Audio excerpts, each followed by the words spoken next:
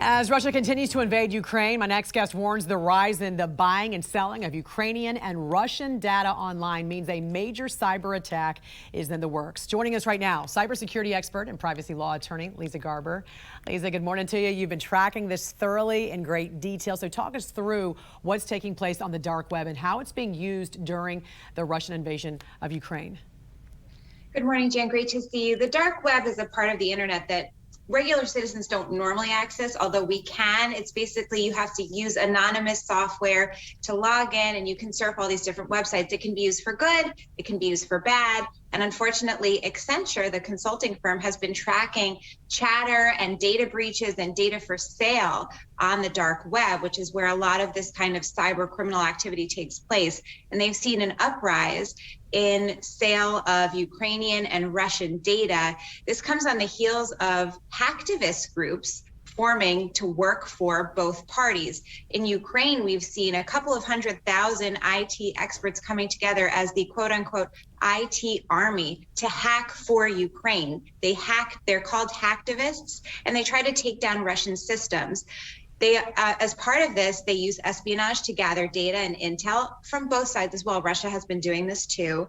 And they put it up for sale to allow other actors to access it from around the world to carry out their own cyber attacks. And you and other cybersecurity analysts have warned these anticipated Russian cyber attacks could have a huge impact on infrastructure systems, as we know. Tom Kelly, CEO of the data breach response service IDX, recently said, quote, "There are cyber attacks that would be hard to distinguish between a physical attack, and therein lies great dangers for the escalation of conflict. It's hard to imagine a piece of infrastructure that is either not a target or connected to a target."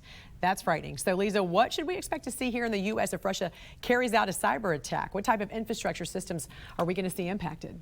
Sometimes it's hard to fathom the idea that a cyber attack could lead to real world harm, but it's actually very commonplace, and the U.S. has already experienced it at the hands of Russian hackers. We had SolarWinds, we had JBS, we had Colonial Pipeline. Russia has been ramping up their attacks for many, many years against the U.S. and other countries, including Ukraine. In the U.S., we could certainly see attacks against our infrastructure and financial systems. Those are the two things that experts are really discussing as huge targets. Both have been hardening their systems. The problem is there's just never enough time. And with infrastructure, which is largely privately owned in the United States, it needs more funding and more expert help. Speaking of funding, we know that $2.6 billion was set aside for cybersecurity and infrastructure with the security agencies. What's the federal government's plan to protect us against cyber attacks? How prepared are we currently if Russia was to strike right now? This new budget is very exciting for cybersecurity and privacy experts because it allocates a couple $1 billion to the Cybersecurity and Infrastructure Security Agency, the CISA. And that's actually more than almost $500 million more than what Biden requested. This will be for this year, fiscal year 2022, and it'll help harden up the U.S. systems and also allow for better partnerships. The U.S. has phenomenal resources to fight cyber crime, and we've seen major advances in partnerships between the public and private sector, especially in the wake of the Russia-Ukraine conflict. The United States has the experts. We've been proactive. We're able to react quickly, but the problem is Russia has been in our systems before. They're likely searching around for knowledge again and intel, so we have to be vigilant. So, Leeza, I'm somebody at home watching right now. I'm looking at my phone, my computer, all these things that have passwords to them. What can someone at home do right now, or if someone owns a business, what should they be looking for? How can they prepare? Civilians are also part of this cyber attack, this Cold War, cyber war as well. We have to be vigilant too. So update your passwords.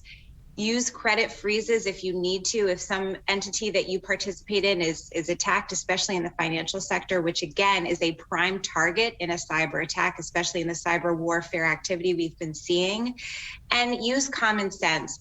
Have your anti-malware services running, antivirus, and there are services like LifeLock that will check the dark web for you, that will search and see if your information is actually being put up for sale. But again, basic cybersecurity, basic cyber hygiene, great break password practices, and also using dual-factor authentication and being careful not to click on those phishing emails, and watch out for misinformation as well. Misinformation is another cyber warfare tactic. All right, great information there, Leeza. Always great to see you. Thanks for joining us this morning. We appreciate it. Great to see you, Jan.